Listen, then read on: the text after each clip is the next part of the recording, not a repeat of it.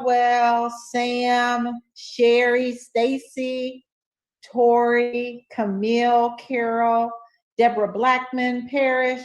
Welcome, welcome, welcome to the webinar. We'll get started in about 4 minutes. We're waiting for all of our panelists to join.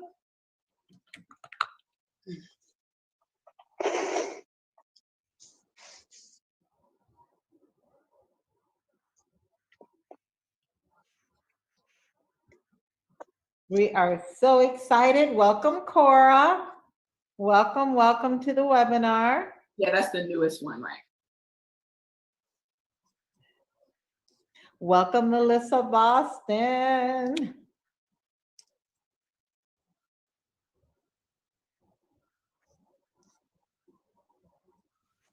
Look at me, Dr. Rita. Hey, I can lift my arm up. I'm so happy. Yeah. I got 2 arms up. Yay. Congratulations. Thank you. Welcome, Dr. Crawford. So glad.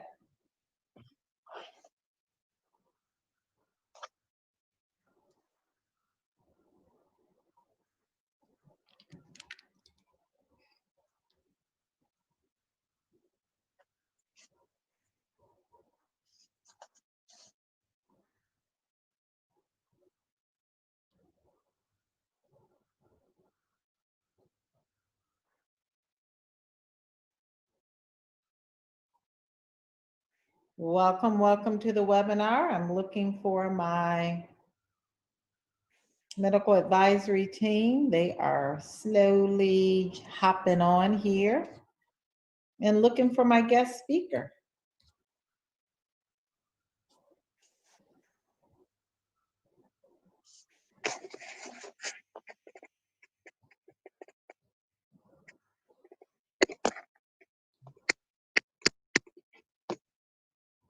Make sure he's not on the attendee side.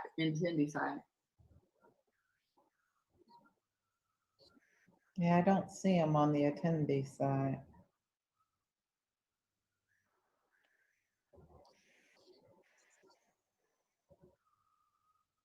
Let's message him.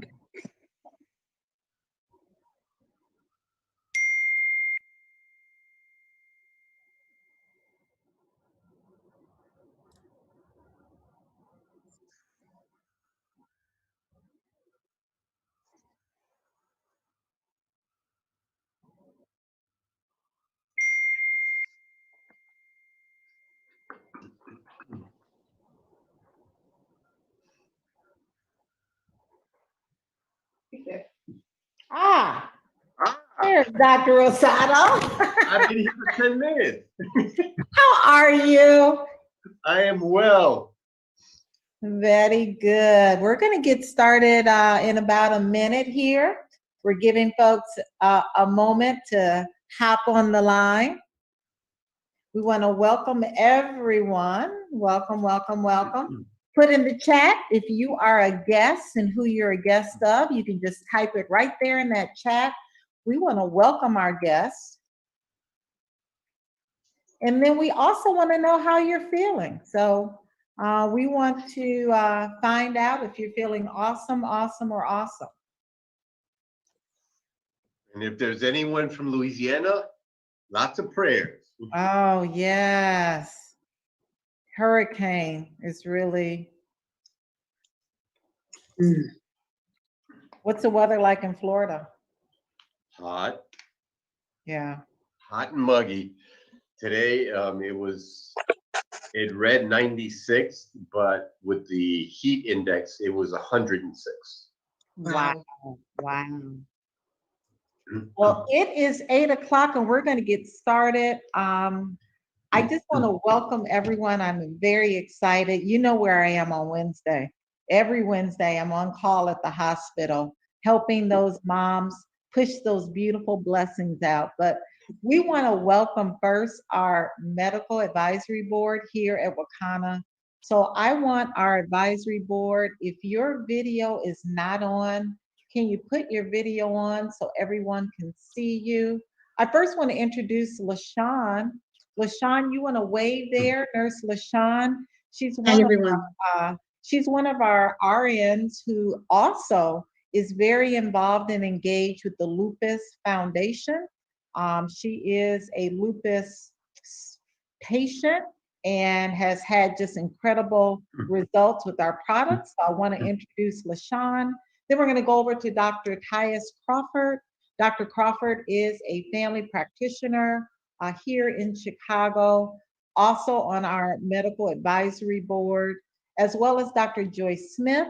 You want to wave to them. Dr. Joyce Smith is our PharmD, who is, I think, just driving home from work, but we wanted you to see all of the faces.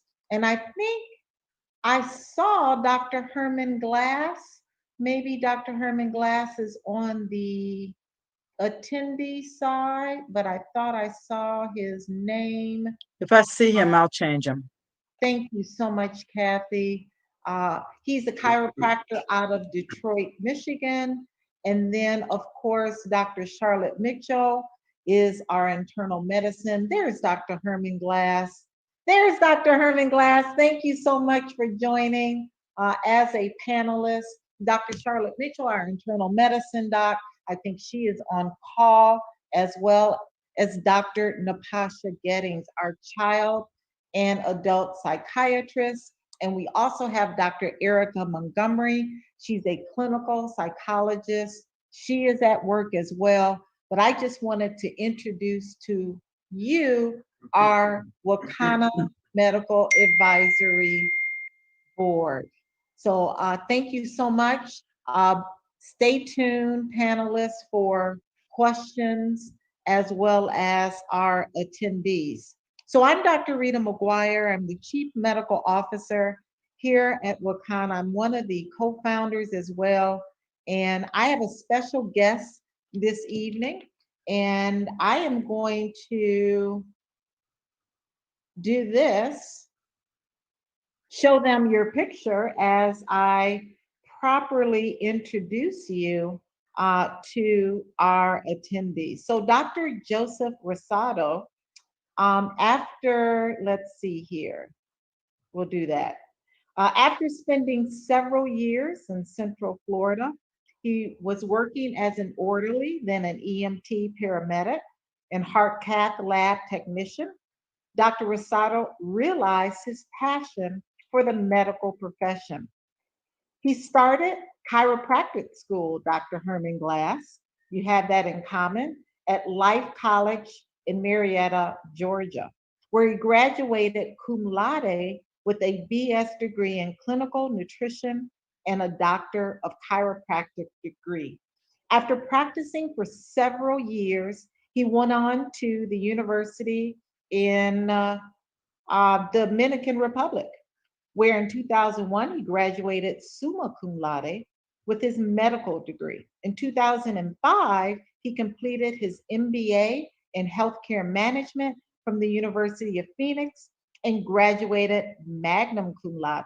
In 2018, he became a diplomat of the American Academy of Cannabinoid Medicine. Presently, Dr. Rosado is the co-owner of Coastal Cannabis Clinics, a group of medical cannabis clinics in Volusia County. Volusia County, that's northeast central Florida. He's also the president and CEO of International Medical Consultants and co-medical director for Minorities for Medical Marijuana. And that's where I met Dr. Rosado, as well as I am also active in that amazing group, Minorities for Medical Marijuana. He's also the medical director for marijuanadoctors.com, and he's also on the scientific board of advisors for medical extractions in Quebec, Canada. Wow. And Colombia. And Colombia. As an advocate, he was and is on the Bureau of Speakers for political campaigns and medical cannabis dispensaries, licensed producers.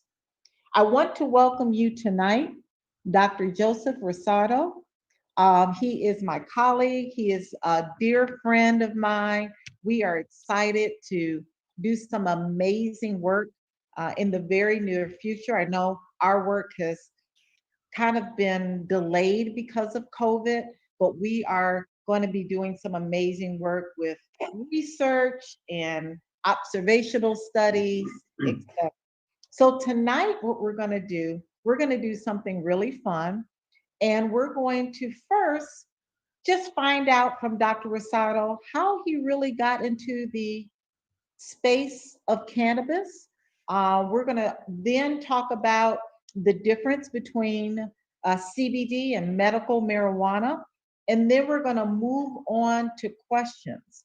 Tonight, both Dr. Rosado and I are going to be answering questions, not only from the medical advisory team, but also our attendees, those burning questions. A disclaimer, we cannot make any claims that CBD can cure, treat, mitigate, diagnose any conditions. This information that we're going to be giving you is one based on anecdotal studies as well as our experience in the field. But at no way are any of these statements approved by the FDA. I will be really repeating that disclaimer a lot this evening. So Dr. Rosado, welcome. And you can take it away with first, just how did you get in the industry? Especially an industry where we don't see many minorities. Well, the minorities that you see in the industry are in prison or in jail, unfortunately. Unfortunately, yes. And having been a jail and prison physician, I saw way too many in prison for a dime bag or a nickel bag. So it's an atrocity. And for that, we support the Last Prisoners Project that Minorities for Medical Marijuana has been advocating and helping people either getting out of prison or working on expunging prison records, etc. Anyway, I am the atypical doctor in that while in medical school, in pharmacology, I did learn about the endocannabinoid system. Now, there's less than 10% of the medical schools in the United States that even address the endocannabinoid system. I was fortunate being a foreign medical graduate that we did discuss it. Now, granted, it was a paragraph, and immediately thereafter, they went into, the toxicity and the devil's weed and how bad it was and how addictive it was, et cetera, et cetera. And being that I'm called in Spanish, un cucarachero, meaning someone that likes to go into the details and learn more, go beyond what I learned in class. I went to home and I got my Goodman and Gilman out, which those of you that went to medical school know that that's the pharmacology Bible. It's like this thick. And I went to cannabis and I learned all about further, the endocannabinoid system, the cannabinoid receptors. And I learned that cannabis is not physiologically dependent, or it's more psychologically dependent, meaning that it's virtually impossible to become physically dependent, contrary to cocaine or opiates, etc., where you need a higher dose to acquire the same response. Whether you smoke one joint or 20, the effect is still the same because you're saturating those receptors in your body. And so I learned that this was going to be another tool in my toolbox. But unfortunately, it wasn't legal then. It's still not legal in the Dominican Republic. I took my boards, started practicing, etc. In 2010, one of my best friends called me from Arizona and said, we have medical cannabis in Arizona, and I need a medical director because every dispensary has to have a medical director. So I said, sure, let's look into it. So decided to look at the possibility of transferring my license, getting my license in Arizona, and his wife, who they have a child that's a week older than my twin daughters. And so at that time, our three kids were adolescents, and she didn't feel comfortable us getting involved in medical cannabis because we're teaching kids to abstain from drugs, but yet we are promoting medical cannabis. And so I called her up. I'm like, Jan, this isn't Joe and Don selling weed on the corner. We're doctors Rosado and Dirk. And she's like, no, I don't feel comfortable. So that project was tabled. And I had to wait 4 years until Florida then got into the act.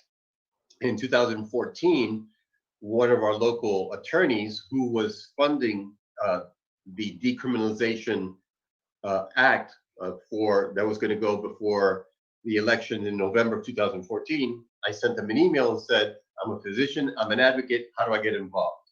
And within a week, I was part of the Bureau of Speakers, and being that I'm bilingual and bicultural, I immediately started going to the Spanish radio stations, Spanish TV stations, English TV stations, radio stations, newspapers, etc. And of course, 2014, the law didn't pass. So we had to wait until 2016 for the amendment to go back to the drawing board and be voted on, which in 2016 it did pass. However, so I continued advocating. I couldn't recommend, I couldn't prescribe anything because we had no laws, and we had laws, but we had no product, no medication. So in 2016, when we actually had product, 4 years ago this month, I was the first in the greater Central Florida area to recommend medical cannabis to a 35-year-old female who at that time had a stage 3 astrocytoma, a brain tumor in her frontal lobe. When she came to me, she had partial lobectomy. They had removed a portion of her frontal lobe, and a portion of the tumor was still in her brain that they couldn't operate, and they couldn't do any chemo or radiation. And so her neuro-oncologist was telling her, you're just going to have to wait and see. Well, she didn't buy that, and so she came into the office, and at that time, the state of Florida had a 90-day rule, which meant that we had to establish a doctor-patient relationship for 90 days before I could recommend any cannabis to her. So we went through that process. She got her medication. She was the first to get in the greater Central Florida area. She was fine in remission until 2 weeks ago. And of late, she was a yoga teacher teaching yoga on the beach. But unfortunately, last week, I received a message from her that they discovered in one of her sequential MRIs that the tumor is now in the area of her cerebellum, which is the back portion of her brain, and it's considered inoperable, and they're doing additional testing and to see where she's going to go from here, which is sad. And then in November of 2016, I was the first in the state of Florida to recommend medical cannabis to a pediatric patient, a 15-year-old that had a very aggressive stage 4 rhabdomyosarcoma, head and neck tumor that had eaten out his jaw, his cheek, his eye socket, his eye, a portion of his skull, and it had penetrated into his brain. And when we started, he was on 16 milligrams of morphine by way of a morphine pump every hour. And within 2 weeks, we got him down to 8 milligrams of morphine. We were able to cut the dose by 50%, which allowed him to enjoy his family. He was no longer in his hospital bed in his room. He was able to participate with his family in the living room, was able to eat in the kitchen, was the best man at his brother's wedding. And although he passed in February of the following year, those last few months, his quality of life improved tremendously. And what was interesting and touching at the same time was, he's of Puerto Rican descent, a Hispanic, and the family went through all kinds of crap from their other family, their extended family. Why are you giving him marijuana? Why are you giving him weed? What's wrong with you? And so to deal with that stigma and deal with that controversy was quite challenging. But mom, stepdad, dad, his stepmom was my medical assistant, so I had a little leverage because he had already seen me working with some patients. So it's like, I don't care what you people say. I've seen what he does. I know what he's capable of doing, and I trust him with my life, and I'm going to trust him with my stepson's life. So that was a huge advantage. And so from that point forward, once the media saw me and the TV station saw me, my practice boomed. And parents were driving from South Florida, from Miami, which is a 4.5-hour drive to where I am, to have me see, manage, and evaluate their children. And so the specialty that I liked the least, and when I was chief resident, I rotated through, I scheduled myself to rotate through pediatrics in the month of February. Anyone know why I chose February to rotate through pediatrics? Because it's the shortest month of the year. So I hated pediatrics. Not so much the kids, because I love the kids. It was having to deal with the parents. So for that reason, I scheduled myself for the least amount of time in pediatrics. And once I started doing medical cannabis, my practice was primarily a pediatric practice. Children with Dravet, Lennox-Gastaut, cancer. My youngest patient was 18 months old. And so from that, I got a lot of support and feedback from the parents and moms and dads. And so one of the groups that I lecture for free is Canna Moms, which are parents of children that are on cannabis. And so I dedicate my time for them at no cost. And then a percentage of the proceeds for the book that I published last year goes to Canna Moms. Wow. Wow. What a great journey, that you've gone through and looked at the stigma that has been very close to home. And we talk about the negative stigma, and that's a part of our mission and our vision is to end the negative stigma here at WaKanna. We really impact communities by educating and empowering. So let's move on to one thing that we want to get clear, and that is the different strains of cannabis. We know that cannabis, has a marijuana and a hemp, and we want to really help those who are guests to understand the difference because our products are sourced from hemp. So what is the difference between marijuana and hemp? May I have permission to share my screen? Yes. This is one of the slides that I use. Oh, crap. It's one of the slides I use in the lectures that I give. One of the many lectures that I give, because it's very confusing to, what the differences are between the CBD from hemp versus CBD from cannabis versus CBD and THC. So in the plant world, there are no strains. So that's a misnomer. A lot of people talk about strains. Strains are in bacteria and in viruses, okay? Plants do not have strains. Plants have a family, a genus, a species, a subspecies, okay? So when you talk about strain, you're talking about viruses and bacteria. When you're talking about plants, you're talking about what we talked about, the genus, the family, the species, the subspecies. And then when you talk about the different subspecies, there you're talking about what are called chemovars, okay? Which is a different specific characteristic of each one of the plants. So the easiest way I present this is the mother plant, Cannabis sativa L, is the actual mother. And I've seen on your website that when in the description of your products, you always talk about it comes from Cannabis sativa. That is accurate. That is truly accurate. And I commend you for that because the mother plant is Cannabis sativa L. Now, Cannabis sativa had a set of twins, a boy twin and a girl twin.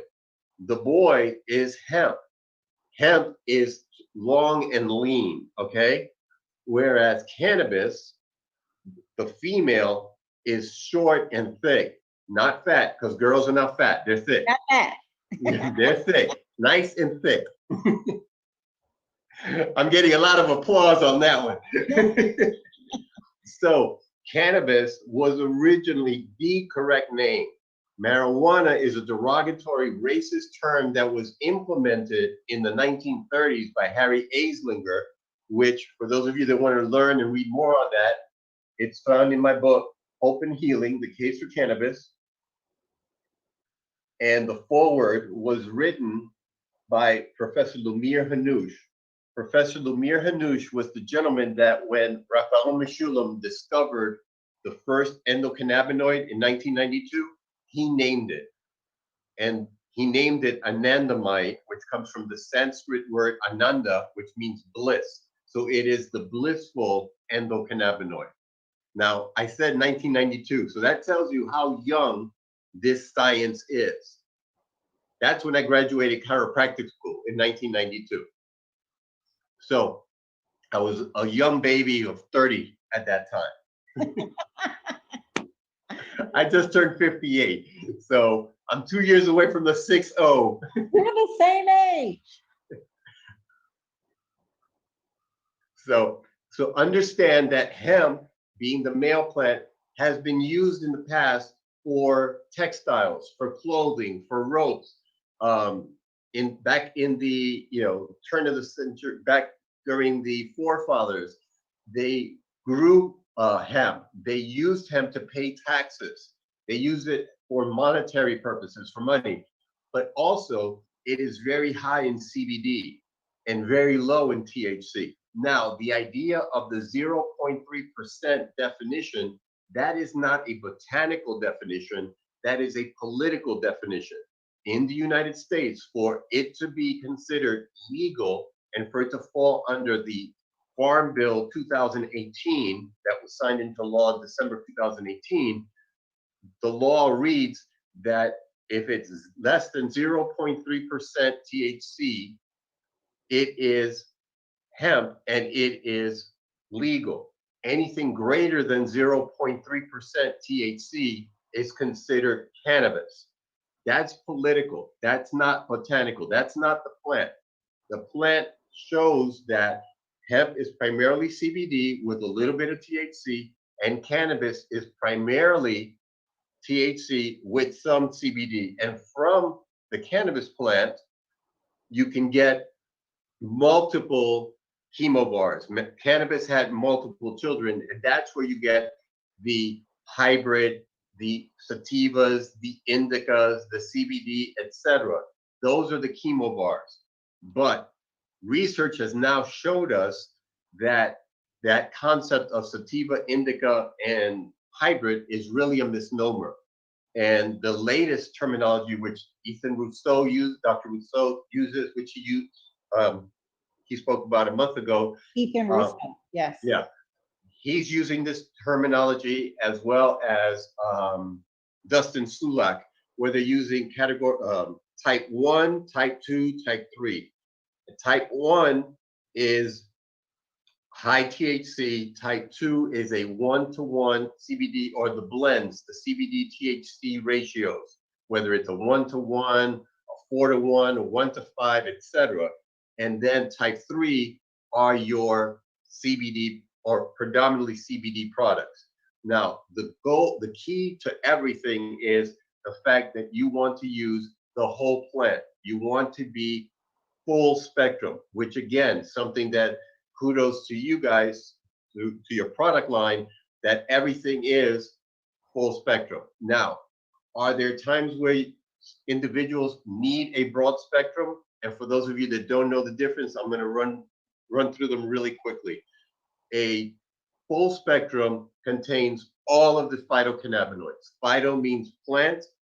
Cannabinoid means that works on the cannabinoid receptors. So phytocannabinoids.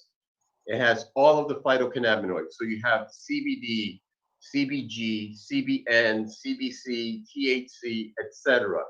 You have them all in one, like an orchestra working together. That's a full spectrum. A broad spectrum is exactly the same thing as a full spectrum, just no THC. So it has all of the phytocannabinoids, but no THC.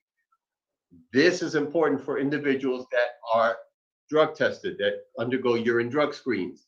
And if even though it's 0.3% or less, THC is stored, once it's absorbed in the body, it's stored in the fat cells and then released periodically as the weeks go by, which is why you could smoke a joint today and a month from now test positive on a urine drug screen because it stays that long in your system. Whereas the last portion are the isolates, and isolate is just that. They isolate a specific phytocannabinoid. So a CBD isolate is just CBD, nothing else. A CBG isolate is just CBG, nothing else. I'm a big proponent of using the whole plant, full spectrum or broad spectrum on those individuals that have to be urine drug screened, like my police officers or EMS personnel or nurses or school teachers that work for certain school boards that are not allowed to have any THC in their system. So this is a picture that depicts and explains the cannabis sativa, the plant, the mother, and then the two species, species 1 hemp, species 2 cannabis, and then from there you have the subspecies, which are what for years have been called sativa indica hybrid, but now in reality there are more types, and they've discovered that it's not so much the sativa indica or hybrid, but more the terpene component. It's the terpenes in conjunction with the phytocannabinoids that have the medicinal values and properties of cannabis. So I hope this was relatively clear in explaining the differences and how they are all cannabis, but they just have different species. Fantastic. Thank you for that clarity and the name of your book. Can you hold that up one more time? We want to ensure. Do you want it in English or in Spanish? English first and then Spanish. All right. Hope and Healing, The Case for Cannabis by Dr. Joseph Rosado. Very good. And then in Spanish, for those of us that speak Spanish or have family members that prefer to read in Spanish and not in English, Esperanza y Sanación, el caso del cannabis. Awesome. Fantastic. So now we're gonna take some questions. We're gonna take questions from our attendees. You can put it right there in the chat. We're gonna take questions from the panelists. But there are a lot of questions as it relates to CBD and how it can assist with different challenges, because we know we can't say that it cures or treats or mitigates. But let's talk about lupus, Dr. Rosado. Let's talk about how CBD can assist in those who have lupus. Sir, first question. Lupus falls under an umbrella of what are called autoimmune conditions. Autoimmune meaning that the body, the disease perceives that the body is its own enemy, and so it attacks itself. And under that umbrella, you have not only lupus, but you have rheumatoid arthritis, hypothyroidism falls under that category, diabetes type 1 falls under that category, mixed connective tissue disease falls under that category, as Sjogren's falls under that category, scleroderma falls under that category. So it's a host of diseases that have been named, but they all fall under that same umbrella of autoimmune conditions. And the majority of autoimmune conditions focus on and cause a lot of inflammation. That's the biggest thing. There's inflammation throughout the body, and that inflammation attacking different parts of the body causes the different symptomatology. So if that inflammation goes into the kidney area, then they have nephritis. Itis means inflammation. So they have inflammation of the kidney or the renal structures. If you have inflammation at the level of the joints, then you have arthritis. Arthro means joint, itis means inflammation, arthritis. So rheumatoid arthritis. You can get lupus as well. Lupus also reflects itself in the skin. And so you get the dermatitis, you get that, the butterfly rash that's very common with lupus.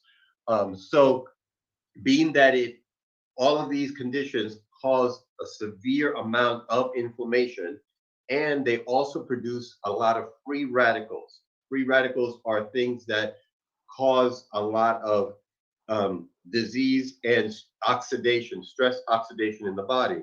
CBD is not only an anti-inflammatory, but it is also an antioxidant. And by being an antioxidant and it working on the CB2 receptors, which the CB2 receptors are found in the system of immunity. So the thymus gland, bone marrow, white blood cells, the CB2 receptors are found there. CBD works on those receptors. And so now, if you can imagine a Pac-Man gobbling up these free radicals as the white blood cells go through and are gobbling up all of these free radicals that cause this dis-ease or lack of ease.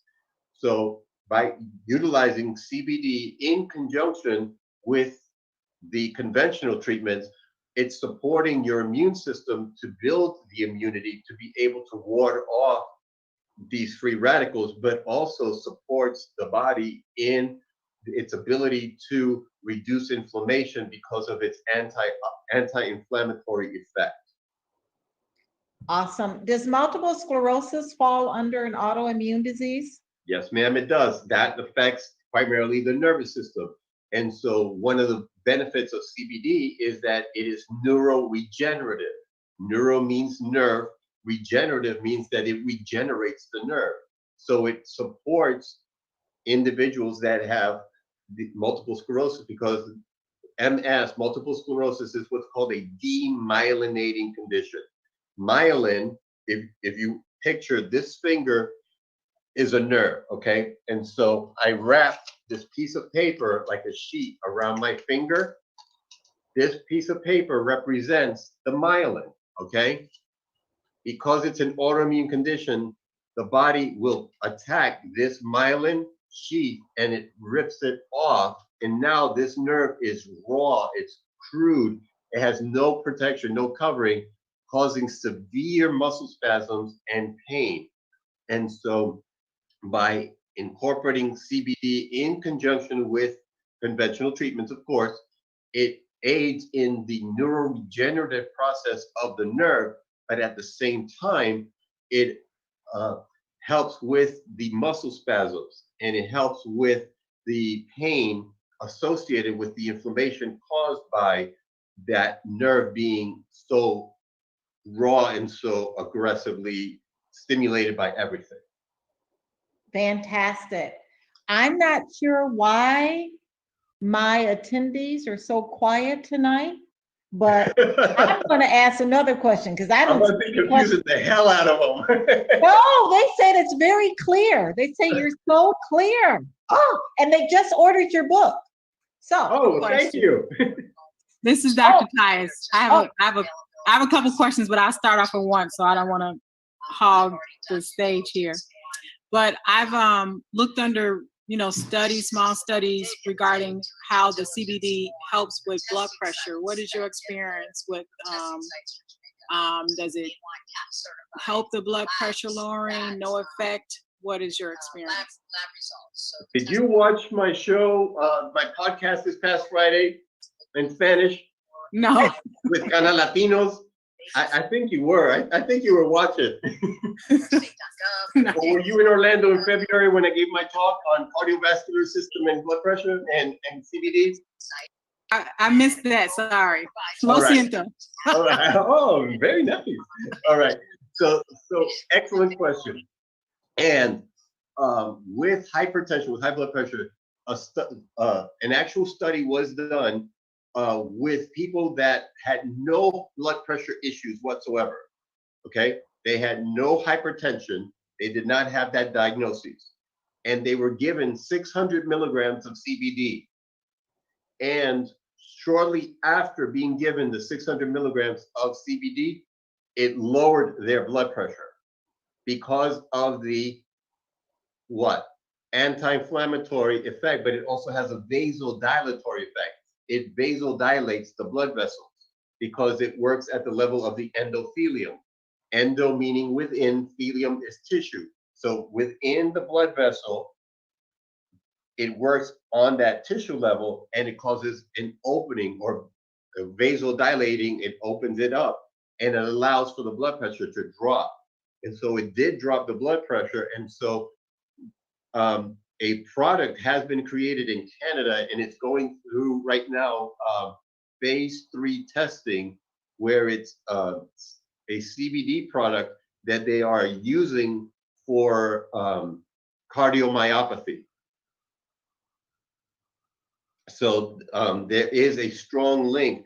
Also, what causes, when there's a blockage or an obstruction in one of the arteries, the blood doesn't get through. Imagine, if you will, a garden hose, okay? If you have this garden hose and you step on that garden hose, the water's not gonna get through, okay? So imagine that foot that's on the garden hose, a blood clot or a clot in that artery is not allowing the blood to get through. Blood carries oxygen to the tissue. By not having any oxygen getting to the tissues, it causes ischemia, tissue death. That causes stress oxidation. It increases the oxidative stresses in the body. And so it begins to cause tissue damage, tissue death. By incorporating the phytocannabinoids, and they have found that there are CB1 and CB2 receptors in the cardiomyocytes, in the cardio, heart, myo, muscle site cells. So in the heart muscle cells, there are cannabinoid receptors on those cells. And so the CBD is able to work on those cells to help with ischemia, but also help to give nourishment to the muscles. Fantastic. Excellent, thank you. Yes, but you might want to. Hi, this The is podcast Dr. is in Spanish only, not in English. I just saw a question. Hi, this is Dr. Glass in Detroit. I'm also a DC out of Atlanta, like you, back in 1983. Oh, Yeah. you're old school. I know. I really appreciate the clarification of CBD versus marijuana, and also what I can use now, because in my practice, I treat a lot of MS patients, and the clarification, a lot of the patients just want to smoke cannabis, want to smoke marijuana all the time. And you making it very clear and then giving some clarification on male and female. I just want to applaud you for a very concise and detailed explanation. And thank you very much. My pleasure. Dr. Rosado. Yes. Hi, my name is LaShawn Garola. I'm a nurse on the panel here, and I also have lupus, as Dr. Rita mentioned. I was diagnosed in 2010, so 10 years ago. And I started using WaKanna CBD products in November of 2019. So what is that, about 8 months or so? Every year since my diagnosis, from 2010 up until February of 2019, I was hospitalized at least 1 to 2 times a year for major flare-ups that affected my lungs, lupus pneumonitis. Mm-hmm. Since I've been doing the CBD, inflammation in your lungs. Yes, Yes. yes, itis, inflammation of the lung, around the lining of the lung. Well, earlier you mentioned how the CBD can be used as an adjunct to the traditional treatments for lupus. So my base medication would be mycophenolate and Plaquenil. Mm-hmm. And since I started using the CBD, I've had to use less prednisone to get me through over the humps of severe flare-ups. I mean, I still have flare-ups, but I've not been in the hospital overnight since. You know why? Well, I would imagine that the CBD has a lot to do with that. CBD Now, right is now twice- in Chicago, it was 95 today. As you know, heat can trigger lupus flares. Mhm. For me, extreme cold, like our winters, can also flare me. My question is this, in working with my care team, so I have a PCP, I have a rheumatologist, I have a pulmonologist, really just trying to get everybody on board with how I want to have my care go as it relates to CBD. Now, I use it obviously, but you know, medication reconciliation, you go to your appointments, they, you know, ask, you know, what you're taking, anything new, any over the counters, any this, any that. And so what I'm finding is a lot of physicians really just don't know about CBD. Nope, they don't. Yeah. You're right. Now, the reason why you're using less prednisone is because CBD is twice as strong as prednisone as an anti-inflammatory, and 20 times as strong as aspirin as an anti-inflammatory. So that's why you need less prednisone, which is to your advantage, because prednisone can lead to idiopathic Cushing's disease Yes. or Cushing syndrome, which you get the moon face, the buffalo hump, and it can also cause diabetes. Mm-hmm. Well, I'm still finding that there is, you know, because there's a lack of information or knowledge about it with the providers, even more so in my role as like a discharge coordinator, I noticed that when patients are honest and say that they use cannabis or marijuana, that really upon discharge, the first thing that everybody wants to do is refer them to addiction medicine. And it's just ironic because they don't really assess and ask, why are you using this? Is this for anxiety? Is this for depression? Is this for pain? They just automatically, and usually it's brown people or Latino people or patients that they just have this negative association still with the use of marijuana to control pain and symptoms. So my best recommendation is, one, recommend my book, because the book was written for everybody. There is some medical jargon in there, but it's referenced. So if people want to read more, they can go to those references. But it is very easy to understand and very easy to comprehend. You can direct them to my book. You can purchase the book and give it to them as a gift and educate them. You can also direct them to my website, which is josephrosadomd.com. josephrosadomd.com. And in there, they can on that website, aside from the information that's on there, they can also have access to the book and purchase the book online. Thank you. Yes, ma'am. Thank you so much. Dr. Rosado, the Yes, ma'am. attendees are waking up with questions now. All right, let's go. Let's go. So, about how long does it take for the CBD to nourish the tissue? It depends the mode of administration, depends how you take it. If it's, now you guys don't have any inhalation products, to my knowledge. We have our vape cartridges, we do have pre-rolls. Okay. We have So the then, fast-acting products, yes. okay, fantastic. So when you use an inhalation process, you get the effect within 3 to 10 minutes. Now understand that CBD, and there's another misnomer, and something that we need to clear up. Okay. People say that CBD is not psychoactive, that THC is psychoactive, but CBD is not. That is a lie. They are both psychoactive because you have CB1 and CB2 receptors in your brain.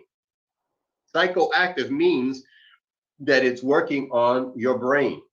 So CBD and THC are both psychoactive, just like coffee is psychoactive, just like hot chocolate is psychoactive. You have receptors in your brain. Okay. What the difference is whether it causes euphoria or not. That's the key term. So CBD does not cause euphoria. THC does cause euphoria, as does CBN. CBN also causes euphoria. So that's the proper term. So they both are psychoactive because they both work on the brain. Now, the challenge with CBD is because it doesn't cause euphoria, a lot of people don't like to use CBD because they say, I use it and I don't feel anything. And the important thing that they understand is that they're not going to feel high because Right. it's working at the cellular level, okay? Because we produce endocannabinoids, we produce cannabis in our system.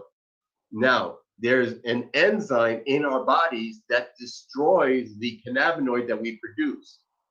We produce anandamide, 2-AG, and 3 others that have been named. There's an enzyme called FAAH, fatty acid amide hydrolase, also known as FAAH, FAAH. FAAH deactivates or cuts the lifespan of the anandamide. Now, CBD blocks the action of the FAAH. So that's why everyone should be on CBD, because by everyone being on CBD, it blocks that enzyme from attacking the endocannabinoids, and it allows for the endocannabinoids to express themselves. So that's why everyone must be on CBD to be able to offset the action of that enzyme that is attacking the endocannabinoids. So when you use vaping, you get the effect within 3 to 10 minutes. When you do sublingual, it takes 90 minutes for you to get the effect. When you take an edible, whether it's a capsule or something edible that you eat, it takes up to 2 hours to get the effect into your body. So for that reason, I encourage all my patients to mix the modes of administration. Do the vaping in conjunction with a sublingual, in conjunction with an edible, because as one is wearing off, the other one is kicking in. As the other one is wearing off, the other one's kicking in, because the vape lasts 2 to 4 hours. The sublingual oil lasts 4 to 6 hours, and then the edible can last as much as 8 to 12 hours, depending on how you metabolize. So you want to use all of the modes of administration to be able to attack all of the different levels. So, and again, it depends on the level of disease that the person has that will determine how quickly you will be able to reverse the hypoxia or the ischemia or the neurodegeneration, like in case of people with Alzheimer's or Parkinson's or Huntington's or MS. Awesome. And that's exactly what we always talk about every week, Dr. Rosado, is combining all forms of consuming our CBD products. So you have that constant CBD and the endocannabinoid system being fed on a constant level. So very good. Another question. It's shown that one of the endocannabinoid receptors is in our teeth. How does CBD deal with inflamed gums or ease the pain system usually generated by a tooth abscess? Okay. Again, as we mentioned earlier, because of its anti-inflammatory effect, when you put the sublingual drops under your tongue and you let it sit in under your tongue for, the 45 to 60 seconds, but also you have a product that's a combination of multiple oils that you recommend putting it on the toothbrush. Yes. And because That's our essential defense. Yes.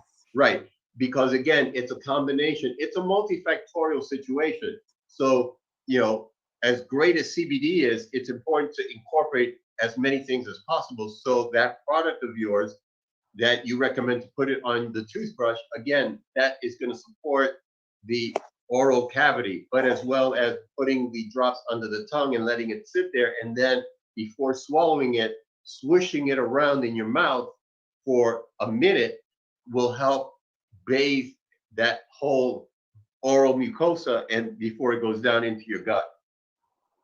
What about CBD and asthma? I have asthma. I have COPD.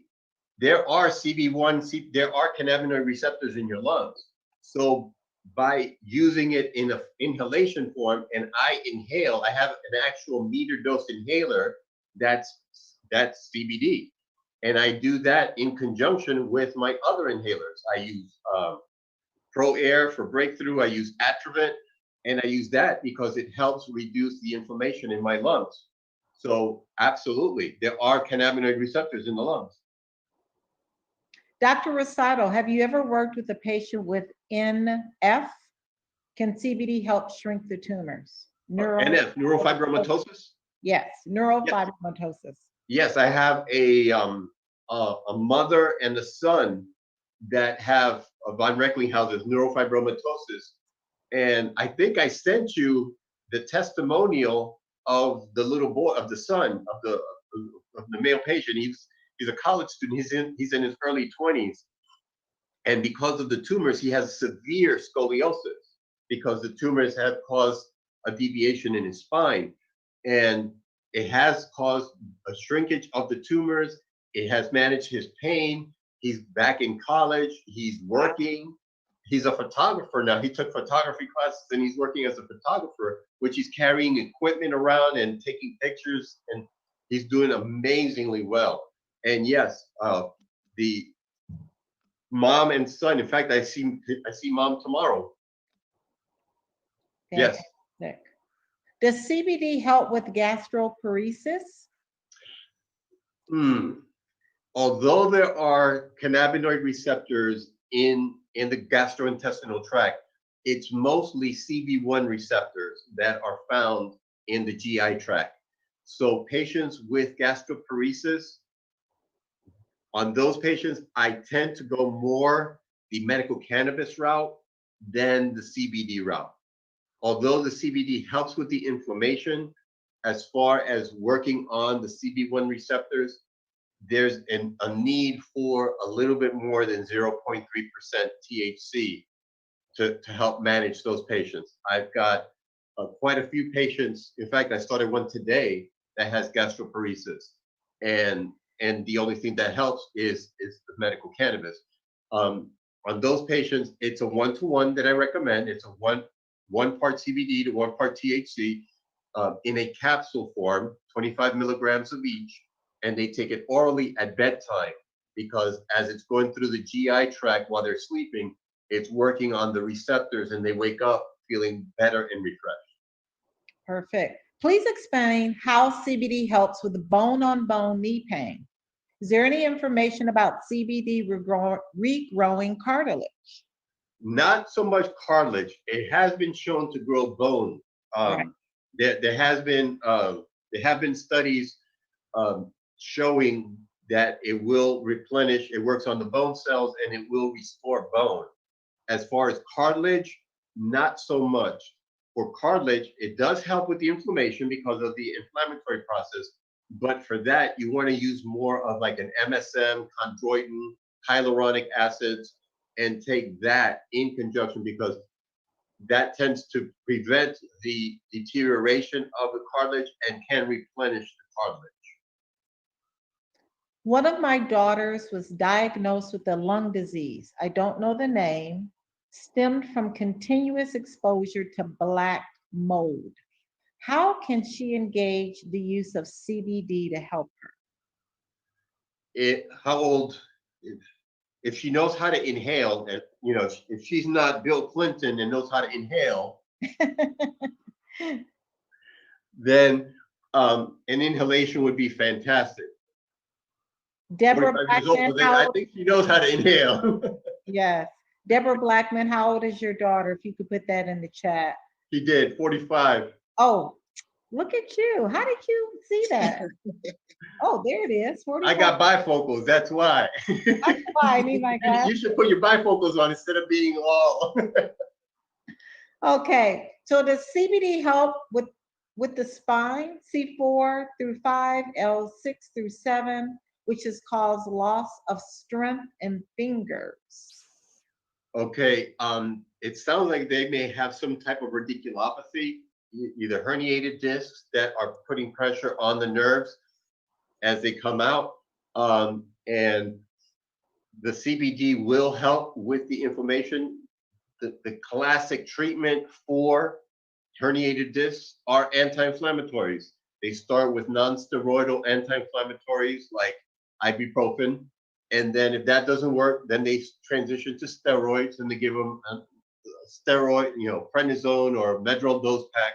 And if that doesn't work, then they go the epidural steroid injection route.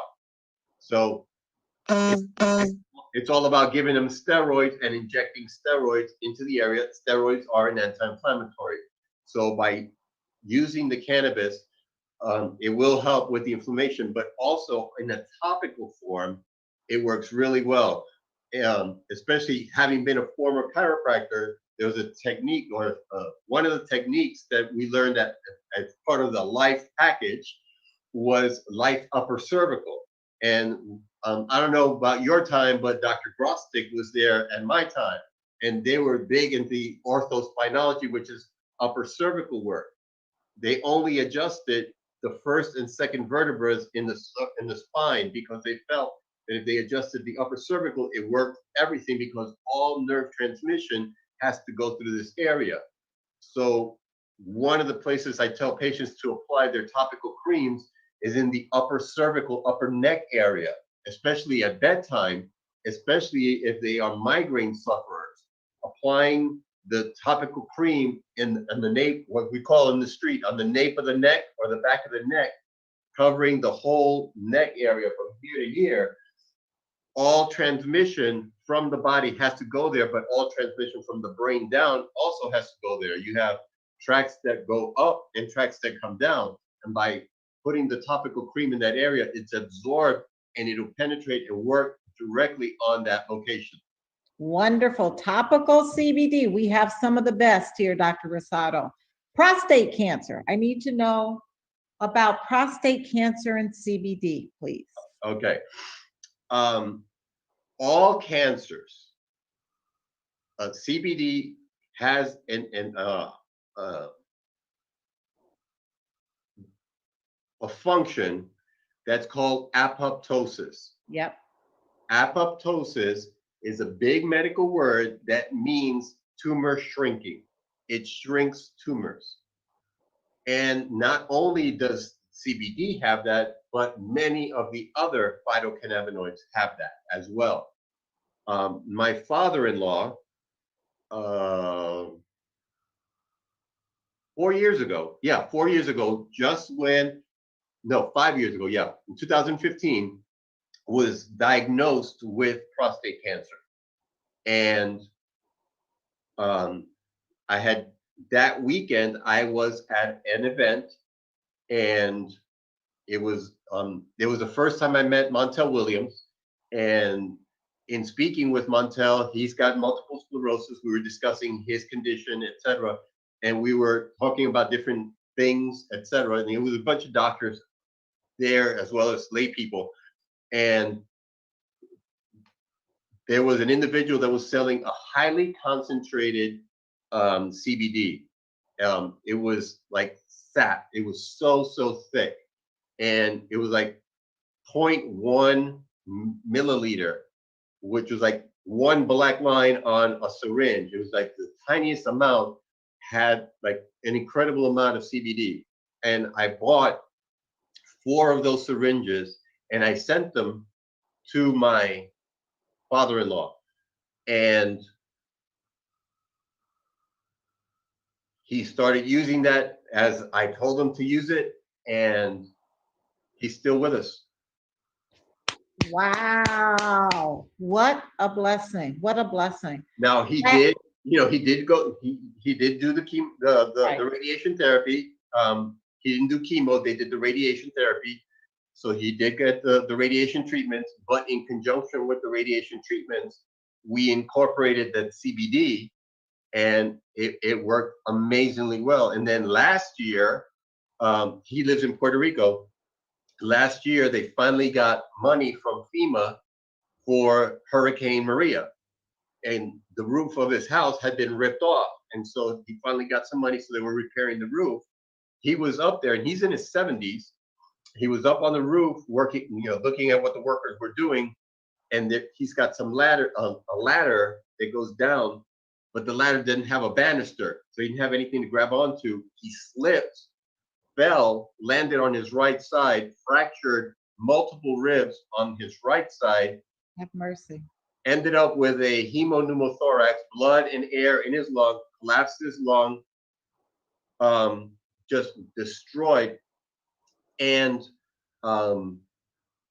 again, we got him some topical CBD with CBG. It was a 1-to-1 CBD with CBG and high doses of CBD with some vitamin D, some calcium to help with his bone, but the CBD with the vitamin D, with the calcium, and the topical CBD with the CBG, within 4 months, he was back at work, and he's a salesperson at an appliance store. Wow. And a month, like right after he got out of the hospital, a month afterwards, he went to see the surgeon for their follow-up chest x-ray. When they did the chest x-ray, they saw that the bones were like reattaching and aligning properly and healing, and he had no inflammation, and he was walking, and the surgeon was like, "What are you doing?" And he said, "Well, my son-in-law sent me this from the United States."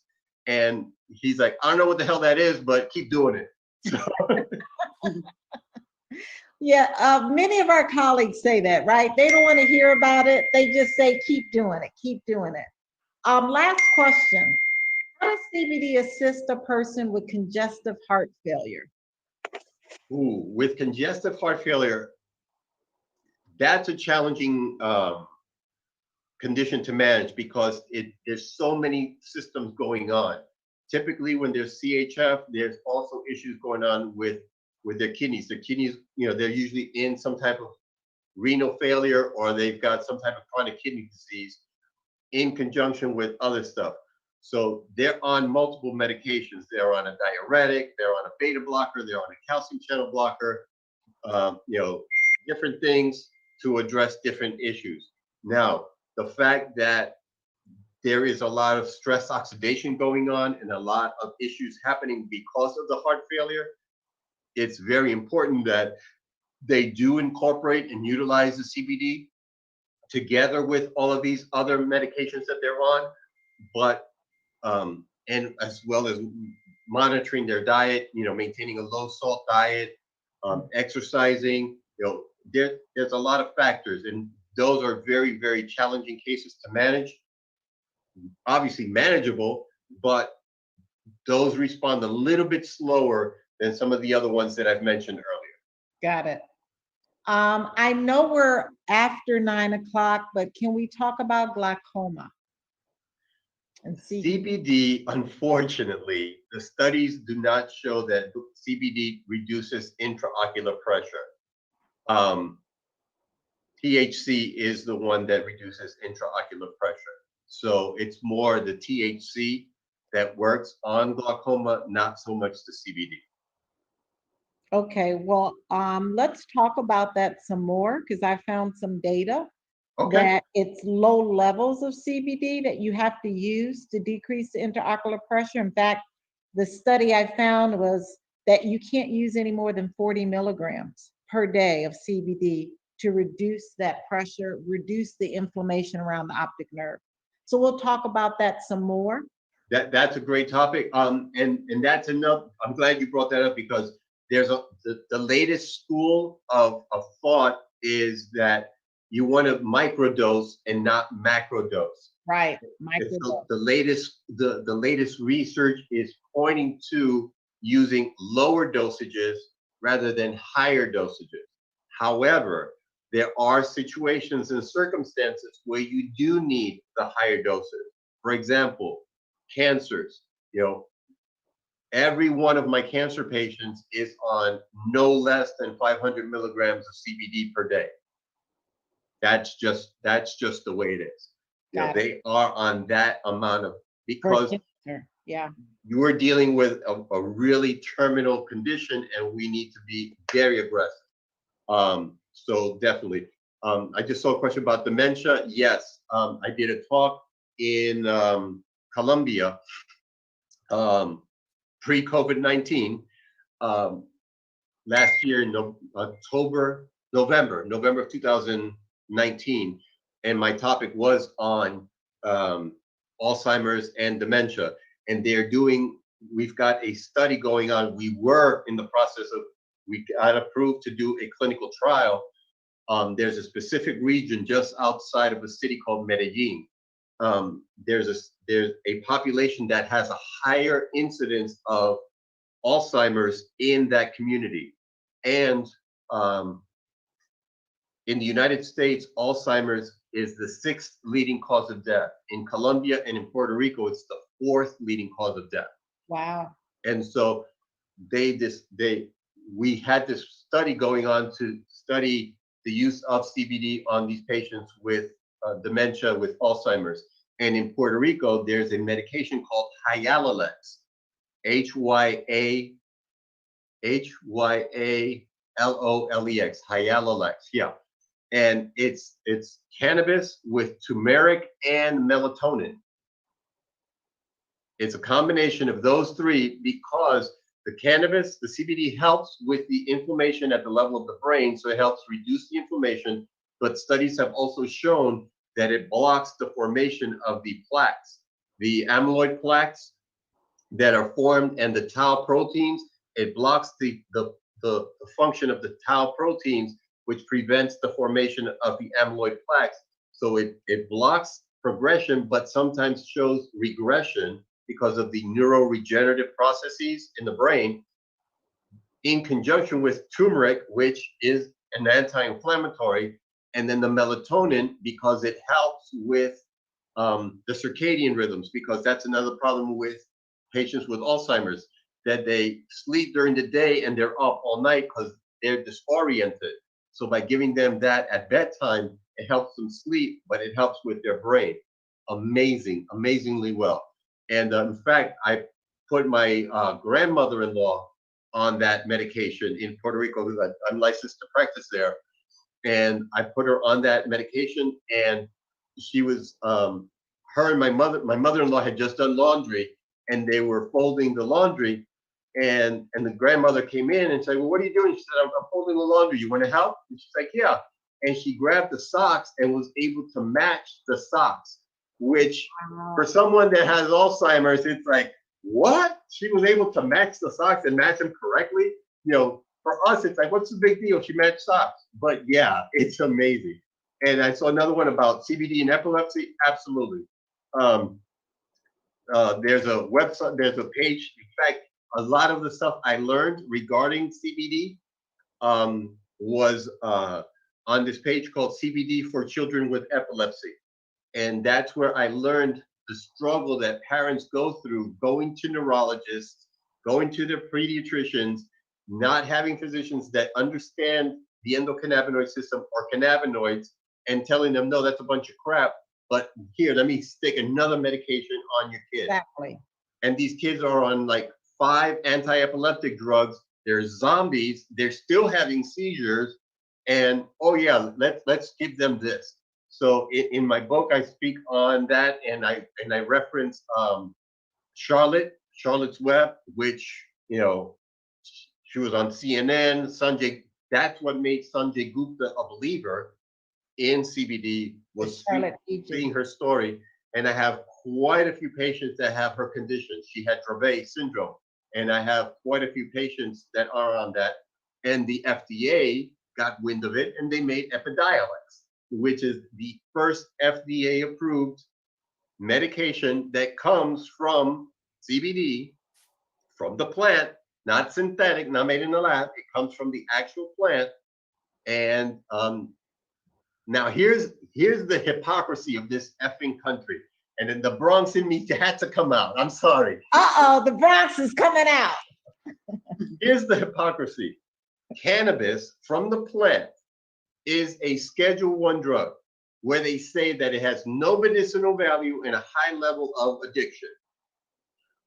Synthetic cannabis, also known as marinol, made in a lab, doesn't come from a plant, is a Schedule 3. That means I don't have to write a prescription. I can call the pharmacy, or my medical assistant can call the pharmacy, call the prescription in, and it's filled. It's a Schedule 3 drug. Epidiolex, that comes from the plant, that's CBD isolate, it's not even whole, it's not full spectrum, it's a CBD isolate, is a Schedule 5. Schedule 5 means low level of Like a dependence. cough drop. Exactly. It's a freaking cough drop. And now they're going to take it off the schedule and start selling it over the counter. And what do parents have to pay for that? $32,000 a year. It's $32,000 MFing dollars a year. That's a salary. My mother was a teacher's aide. My mother never made $32,000 in her freaking career. That's the FDA for you. God bless them. And I've had children come into the office that all three, mom will come in with 3 kids, and all 3 kids have Dravet's. They have the genetic component.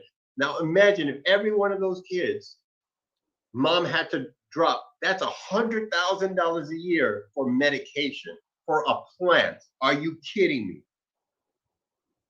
God bless Ooh, you. I got hot. Huh. Dr. Rosado, Dr. Rita, you got me wound up. You got me wound up. Can you drop your email in the chat for us? So Sure. we can Yeah, my email at my website is josephrosadomd.com, and my email address is info@josephrosadomd.com.